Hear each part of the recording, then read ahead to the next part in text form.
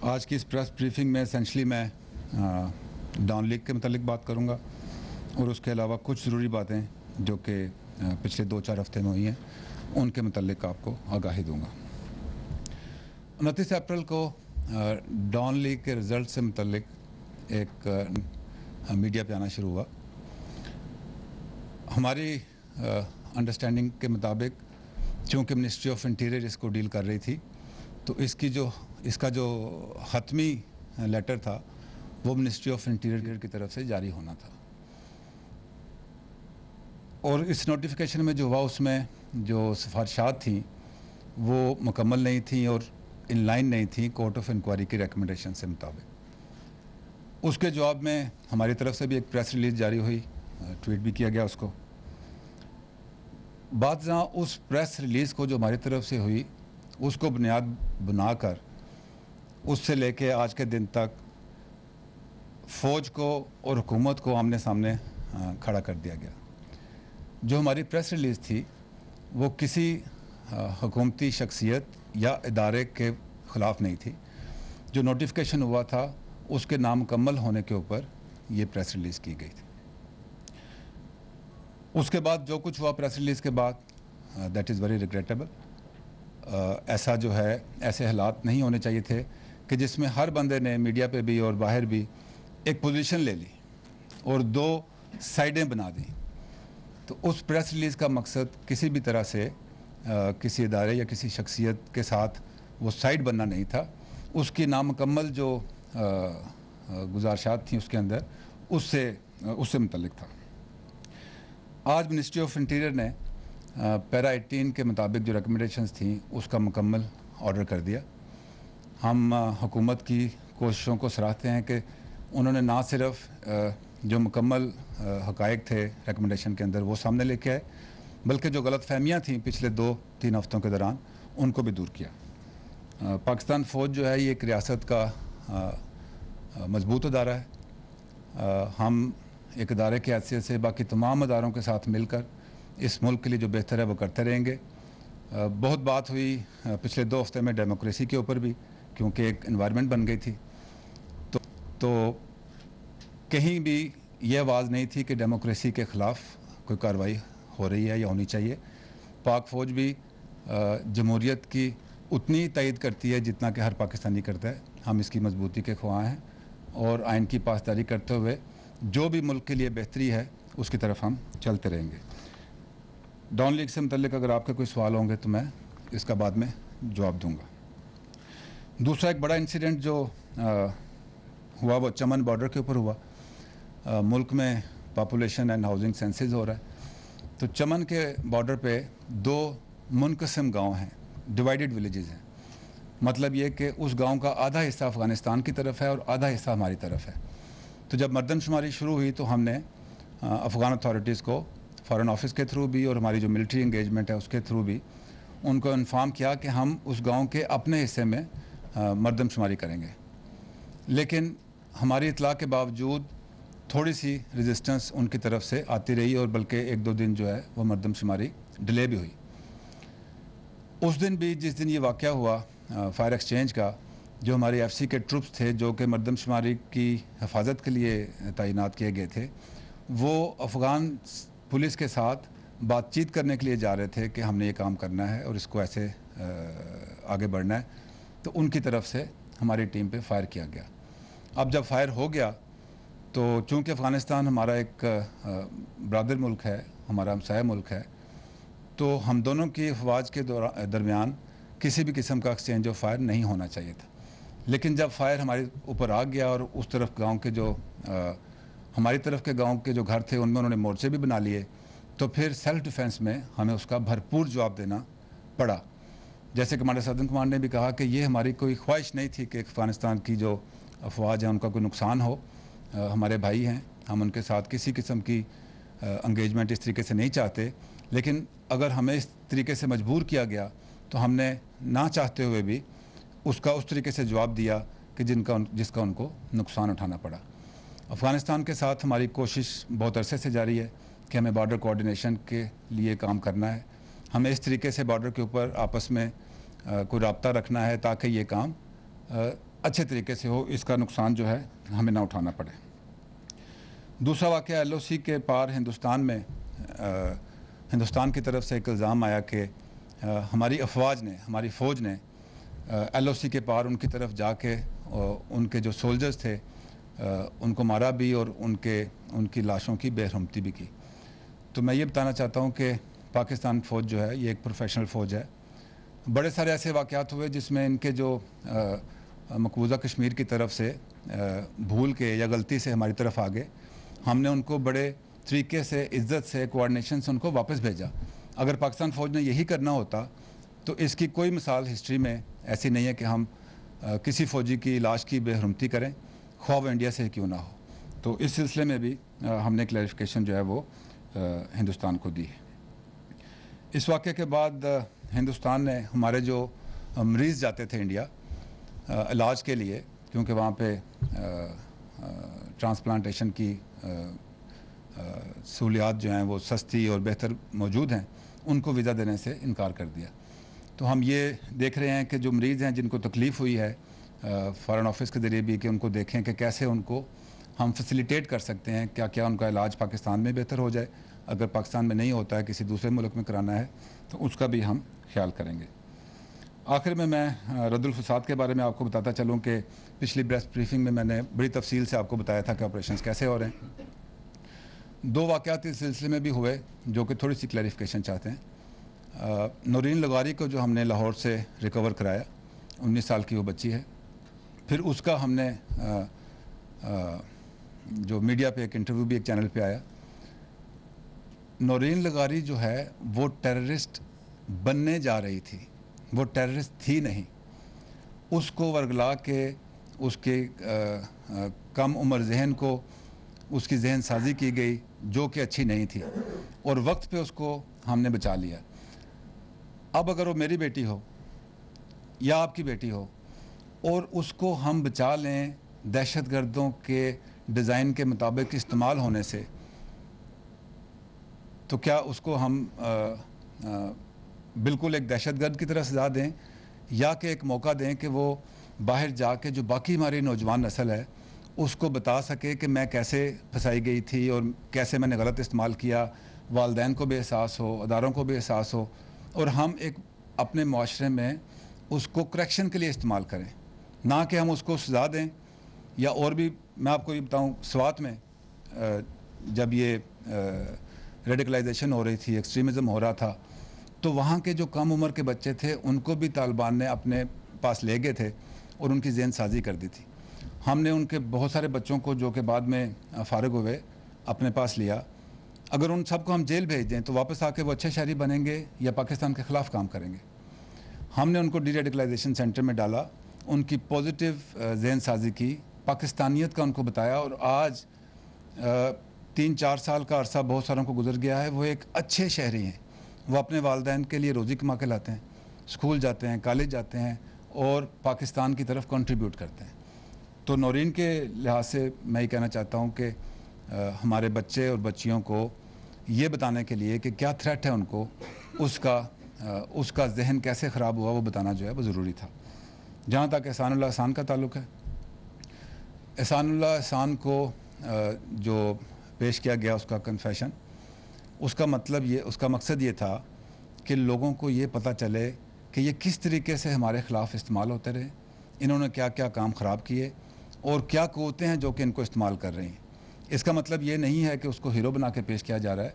जो भी law of the country है वो उसके ऊपर लागू होगा और उसके साथ जो भी कानून फ़ैसला करेगा उसके मुताबिक उसको आगे लेके चला जाएगा। Thank you very much. If you have any question. Okay.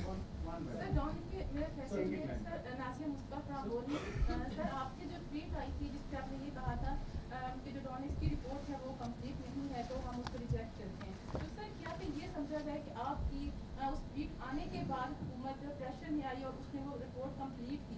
और सर दूसरा ये जो रिपोर्ट अभी आई है क्या वो कंप्लीट है, आप सेटिस्फाइड हैं?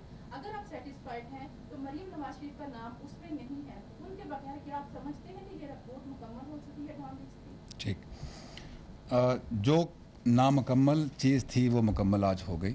मिनिस्ट्री ऑफ इंटीरियर ने उसके ऊपर नोटिफिकेशन जारी कर दिया। पैरा 18 जो है मुकम्मल उसके अंदर आ गया। अब एक इंक्वायरी बोर्ड बैठा, उसमें मेंबर थे, उन्होंने एक इंक्वायरी की और उसकी सिफारिशात प्राइम मिनिस्टर को भिजवा दी। उसमें अगर ये 4 नाम 5 नाम थे तो वो उसके अंदर आ गए। इंक्वायरी बोर्ड में जो भी रिकमेंडेशन थी उसके मुताबिक वो हल हो गई। किसी की सर, इसमें मरियम नवाज शरीफ का नाम अभी भी इस रिपोर्ट में नहीं है, क्योंकि अगर इसमें परवेज रशीद और इसमें दूसरे लोग जिसमें मुलविस हैं उनका नाम आ सकता है, तो मरियम नवाज, जैसे कि सबको पता है कि वो एक मीडिया सेट चलाती है, इंस्ट्रक्शन तो वहीं से आई होंगी, जो नीचे वाले राउट एसटीन है, परवेज रशीद है और जो इसमें लोग हैं, सर उनका तो नाम आ गया, लेकिन इसमें मरियम नवाज शरीफ का नाम अभी भी नहीं। सर इसकी क्या रीज़न है? मरियम नवाज का कोई ओहदा है सरकारी? ये जो आप सवाल पूछ रहे हैं, पहले मैं इधर जवाब दे दूँ। कोर्ट ने एक इंक्वायरी की, उस इंक्वायरी में जो भी ज़िम्मेदार थे उसके नाम दे दिए।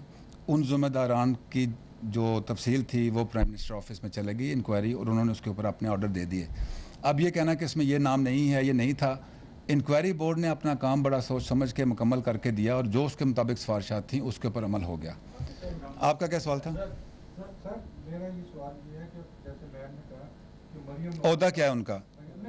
हाँ जी। ओहदा ही था कुछ सरकारी, क्या उसमें वो इन्वॉल्व थी? अगर उनका सरकारी ओहदा नहीं था वो कैसे इन्वॉल्व? ये मुझसे पूछ रहे हैं कि उनसे पूछ रहे हैं? मैं आपको वो तमाम ओहदे बता सकता हूँ जो फ़ौज के अंदर हैं। मैं फ़ौज पाकिस्तान का स्पोक्स पर्सन हूँ, मैं तो किसी का ओहदा नहीं बता सकता। जी आप ये समझते हैं कि जो मामला है अब यहाँ पे क्लोज हो गया, या इसकी रिकमेंडेशन की बुनियाद पे आप आर्मी एक्ट या पाकिस्तान सीक्रेट एक्ट के तहत इस मामले को फौज फर्दर लेकर चलेगी? ठीक वैसे में ऐड कर जी। जो कोर कमांडर्स कॉन्फ्रेंस हुई थी जनरल रहीम के सरबराही में, उसमें इस खबर को कौमी सलामती के मुनाफी ठीक करार दिया गया। ठीक। तो क्या ये जो एक्शन लिया गया है, क्या आप समझते हैं कि जो कौमी सलामती के खिलाफ मुर्तकब हुए शख्सियात, ये एक्शन काफ़ी है? देखें, इंक्वायरी बोर्ड ने एक सिफारिशात मुरतब की, वो पैरा 18 है। उससे पहले जो पैराग्राफ हैं उसमें ये तमाम बातचीत जो है, जो फाइनल अथॉरिटी थी प्राइम मिनिस्टर ऑफ पाकिस्तान, उनको भेजा गया। उन्होंने वो सब देख के एक ऑर्डर दिया, और जब फाइनल अथॉरिटी प्राइम मिनिस्टर हैं तो उन्होंने जो ऑर्डर दिया वो मुकम्मल और उसके ऊपर अमल होना चाहिए। जी जी भारत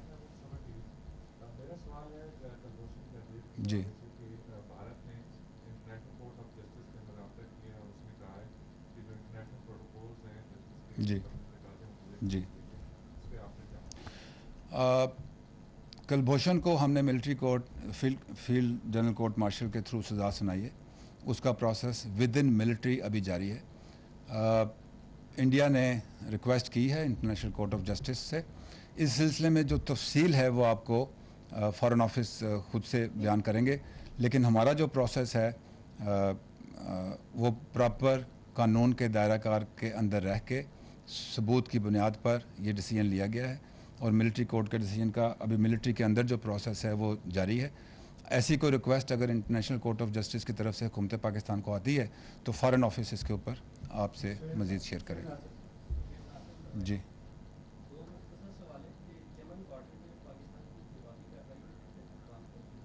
ठीक ठीक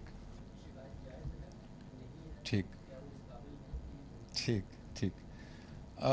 एक्सचेंज ऑफ फायर होता है तो दोनों तरफ कैजुअल्टीज़ होती हैं। हमारा भी नुकसान हुआ, बहुत कीमती जानें जो हैं वो गई, शहीद हुए, ज़ख्मी भी हुए, और ज़ाहिर है हमारा फायर है तो उधर भी तादाद इम्पोर्टेंट नहीं है। ख्वाह वो एक बंदे की जान गई हो या 100 बंदों की जान गई हो, एक दो हमसाया ममालिक जिनके ताल्लुकात आपस में अच्छे हैं, अच्छे होने चाहिए और अच्छे होंगे इंशाअल्लाह, उसमें फ़िगर्स की कोई इम्पोर्टेंस नहीं है। ये वाक़या नहीं होना चाहिए था, हमारी आपस में कोऑर्डिनेशन बेहतर होनी चाहिए थी। इसीलिए हम अफ़गानिस्तान से कह रहे हैं कि हमारे साथ बॉर्डर कोऑर्डिनेशन के लिए हमें आगे बढ़ना है। तो फ़िगर्स की जी मानो ठीक ठीक। ईरान जो है जी जी क्या उन्होंने कोई लिस्ट फ्राहम किया कि ये लोग टेररिस्ट जो हैं और ईरान के अंदर आके कार्रवाइयाँ करते हैं, खिलाफ कार्रवाई की जाए? ठीक। मुझे भूल जाएंगे सवाल सर। ओके ऐड जी प्लीज़। उनके आर्मी चीफ की तरफ से ये स्टेटमेंट आई जो ईरान की तरफ से, सर हमारी आईएसपीआर की जांच से इस पे क्यों नहीं आई? ठीक। अच्छा, मैं जवाब देने से पहले बता दूं, आपने कहा ट्वीट क्यों नहीं आई। Tweet is a means of communication and the fastest mean of communication in today's age होती प्रेस रिलीज ही है। ईरान हमारा एक हमसाया मुल्क है, हमारे बड़े तारीख़ी और अच्छे ताल्लुकात हैं उनके साथ, और इंशाल्लाह आगे भी अच्छे होंगे। उनके आर्मी चीफ़ की एक स्टेटमेंट आई है, अपने मुल्क की इन्वायरमेंट में कुछ स्टेटमेंट दे देते हैं। पाकिस्तान अल्हम्दुलिल्लाह एक सॉवरन मुल्क है और एक अच्छी फ़ौज के साथ एक मुल्क है। उन्होंने ये बयान दिया है तो फ़ॉरेन ऑफिस ने उसका जवाब दे दिया है। ऐसे कोई हालात ख़राब नहीं हैं। उनके साथ भी हमारा बॉर्डर कोऑर्डिनेशन का एक मैकेनिज़्म है, पहले भी है, उसको आगे भी लेके चलेंगे। लेटली आर्मी चीफ़ की उनके फॉरेन मिनिस्टर से भी मुलाकात हुई, उनके एम्बेसडर से भी मुलाकात हुई। मुझे खुशी है कि आप ये सब सवाल पूछ रहे हैं। पाकिस्तान जो है वो एक मुश्किल दौर से गुज़रते हुए, ख़ास तौर पे पिछले 10-15 साल से एक बहुत मुश्किल दौर से गुज़रा। उस दौर से गुज़रते हुए हम एक अच्छे दौर की तरफ जा रहे हैं। ये एक आखिरी कोशिश है उन तमाम पाकिस्तान दुश्मन नासर की कि किसी तरीके से जो पाकिस्तान की तरक्की की ट्रेजेक्ट्री है, जो अमन की सूरत हाल हमने पिछले 10-12 साल कुर्बानियाँ दे के हासिल की है, किसी न किसी तरीके से इसको स्कटल कर दें। अगर आप ये चीज़ समझ रही हैं कि LOC पे जो गर्मी है वो बढ़ रही है या इंडिया बढ़ा रहा है, या आप ये समझते हैं कि अफ़गानिस्तान की तरफ से थोड़े से हालात गलत फहमी की बुनियाद पे कशीदा हो रहे हैं, या आप समझ रहे हैं कि ईरान इसमें शामिल हो रहा है, तो प्लीज़ समझें कि दुश्मन का डिज़ाइन क्या है। हमने पिछले 10-12 साल में जो अचीवमेंट्स ली हैं, जो कामयाबियाँ ली हैं, जो कि अच्छे मुस्तकबिल की तरफ लेके जा रही हैं, हमें इन पे ध्यान देना है। हमें पाकिस्तान को आगे लेके जाना है। मैं लाइव जा रहा हूँ, लेकिन मैं आपको एक छोटी सी मिसाल देना चाहता हूँ, जो कि मैं अक्सर आपसे बातचीत में कहता हूँ। हम सब पाकिस्तानी क्रिकेट बड़े शौक़ से खेलते हैं और क्रिकेट के ज़रिए बात को समझ जाते हैं। आजकल 2020 का दौर है। इंसिडेंटली हम 2017 में हैं और 2001 से हमने ये जंग खेलनी शुरू की थी। हम 2020 के 17वें ओवर में, 2017 भी टेकन एज 17th ओवर, हमने अपनी इनिंग्स बहुत अच्छी खेली है। अफवाज पाकिस्तान ने खेली है, अवाम ने खेली है, हुकूमती इदारों ने खेली है। हमने वो स्कोर बना लिया है और इतनी विकेटें गंवाई हैं कि हमें अभी आगे मैच जीतता हुआ महसूस हो रहा है। अगर इस ओवर में हमारे ऊपर ये जो एक्सटर्नल प्रेशर हैं या जो डोमेस्टिक प्रेशर्स हैं वो बढ़ जाएं और हम उस तरीके से अपनी कार्रवाई को आगे लेके ना बढ़ सकें कि हम 20वें ओवर में मैच जीत लें, तो फिर पिछले 16-17 ओवर की जो एफर्ट है वो भी ज़ाया हो जाएगी। हमने इसको उसी दिलजमी से, उसी जज्बे से, उसी सिंसियरिटी से लड़ना है इस जंग को, ताकि हम 20वें ओवर से पहले ही ये मैच जीतें और आप इसमें हमारा साथ दें। जी, लास्ट क्वेश्चन। सर, कमेंट से मेरा सवाल निकला है कि आपने कहा कि 17वें ओवर में है और पिछले 17 ओवर में बड़े अच्छे पोजीशन में हमारे खिलाड़ी ले गए हैं। जी, तो सर 3 ओवर में ये भी मैटर करता है कि आप 3 ओवर में खिलाड़ी कौन से हैं जो मैच को जीत के लेके जाएंगे। तो उस टीम पे आपको यकीन है सिविल, मिलिट्री, बाकी तमाम मामला, मीडिया, अवाम ले जाएंगे आगे? इंशाल्लाह लेके जाएंगे। एक सेकंड में जिसका जवाब दें, इंशाल्लाह लेके जाएंगे, लेकिन ये नहीं होगा कि गेंद आपको कोई बिल्कुल ही आसान फेंक देगा। गेंद भी मुश्किल आ सकती है, फील्डिंग भी डिफरेंट हो सकती है, लेकिन अगर आपका जज्बा जीतने है तो इंशाल्लाह हम जीतेंगे। लास्ट क्वेश्चन जी। मेरा एक क्वेश्चन है कि ये जो आपने 29 अप्रैल को जी ट्वीट या प्रेस रिलीज जारी की और आज उसको विड्रॉ किया और उसमें रेफरेंस दिया 18th पैरे का जी कि उस पे अमल दरामद हो गया मशरूत विड्रॉल, ये मशरूत विड्रॉल की जरूरत क्यों महसूस की ISPR ने? मैं अभी प्रेस कॉन्फ्रेंस शुरू करूँगा। मैंने शुरू में आपको बताया कि जब वो नोटिफिकेशन एयर हुआ मीडिया के ऊपर, तो उसमें वो कंप्लीट नहीं थी रिकमेंडेशन के हिसाब से, तो उसके जवाब में हमने उस नोटिफिकेशन के लिए एक प्रेस रिलीज़ किया। आज आपने वजारत दाखिला का प्रेस रिलीज़ देख लिया है, उसमें पैरा 18 अल्फाज में भी और तादाद में भी पूरा है, तो वो भी पूरा हो गया। उसके ऊपर प्राइम मिनिस्टर ऑफ पाकिस्तान ने ऑर्डर दे दिए, तो उसके आगे जो है वो बात नहीं है। Thank you very much gentleman, thank you very much. DG ISPR major general Asif Ghafoor press conference कर रहे थे न्यूज लीक्स के मामले पर। सबसे पहले उन्होंने बात की और कहा कि मैंने जो ट्वीट की थी वो किसी इदारे या हुकूमती शख्सियत के खिलाफ नहीं थी। उन्होंने यह भी कहा कि अफसोसनाक बात है कि ट्वीट के बाद जो सूरत हाल पैदा की गई, ट्वीट को लेकर हुकूमत और फौज को आमने सामने खड़ा किया। उन्होंने वाज़ेह किया कि मेरा ट्वीट नामुकम्मल नोटिफिकेशन के खिलाफ था। मैंने ट्वीट किसी इदारे या हुकूमती शख्सियत नहीं किया था। एक सवाल भी जब उनसे ट्वीट के हवाले से पूछा गया तो उनका यह कहना था कि ट्वीट करना चूंकि एक तेज तरीन जरिया है मैसेज पहुंचाने का, इसलिए ट्वीट कर दी गई थी। ताहम अब वो ट्वीट तो वापस ले ली गई है, लेकिन DGISPR ने प्रेस कॉन्फ्रेंस में यह कहा है कि ट्वीट किसी इदारे या हुकूमती शख्सियत के खिलाफ नहीं थी। उन्होंने कहा कि पाक फौज हर पाकिस्तानी की तरह जमहूरियत की हिमायत करती है, कहीं ऐसी बात नहीं थी कि जमहूरियत के खिलाफ कोई कार्रवाई होना थी। मेरा ट्वीट नामुकम्मल नोटिफिकेशन के खिलाफ था, किसी इदारे या शख्स के खिलाफ नहीं था। उन्होंने चमन वाक़े पर भी बातचीत की और उन्होंने कहा कि ना चाहते हुए भी हमारी अफवाज को जवाबी कार्रवाई करना पड़ी।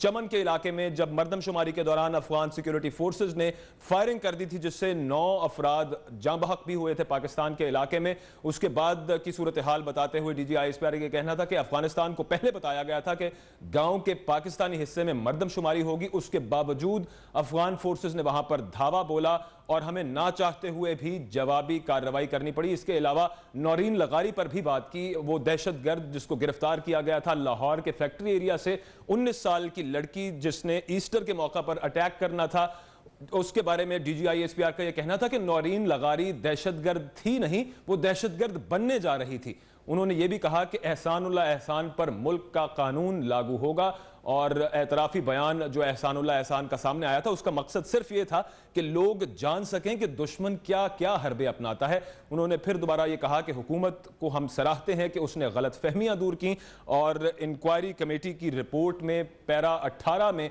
जो सिफारिशात की गई थी उन पर अमल दरामद किया है और अब सूरत हाल न्यूज़ लीक्स के मामले पर रिजॉल्व हो चुकी है। DGISPR major general Asif Ghafoor press conference कर रहे थे अब से कुछ देर पहले। आपको ताज़ा खबर से अपडेट करें कि उन्होंने ये कहा कि ये नहीं कहना चाहिए कि कौन सा नाम था और कौन सा नहीं। इंक्वायरी बोर्ड ने अपना काम बेहतरीन तरीके से किया है। हुकूमत को हम सराहते हैं कि उसने गलत फहमियां दूर की और अपनी ट्वीट के हवाले से उनका यह कहना था कि मैंने ट्वीट किसी इदारे या शख्स के खिलाफ नहीं की, सिर्फ जो गलत फहमियां पैदा हुई थी नोटिफिकेशन को लेकर उसके बारे में मैंने ट्वीट की थी, लेकिन जो सूरत हाल ट्वीट के बाद पैदा हुई वो अफसोसनाक थी। उन्होंने कहा कि कहीं ऐसी बात नहीं थी कि जमहूरियत के खिलाफ कोई कार्रवाई होना थी। ट्वीट के बाद की सूरत हाल इंतहाई अफसोसनाक थी।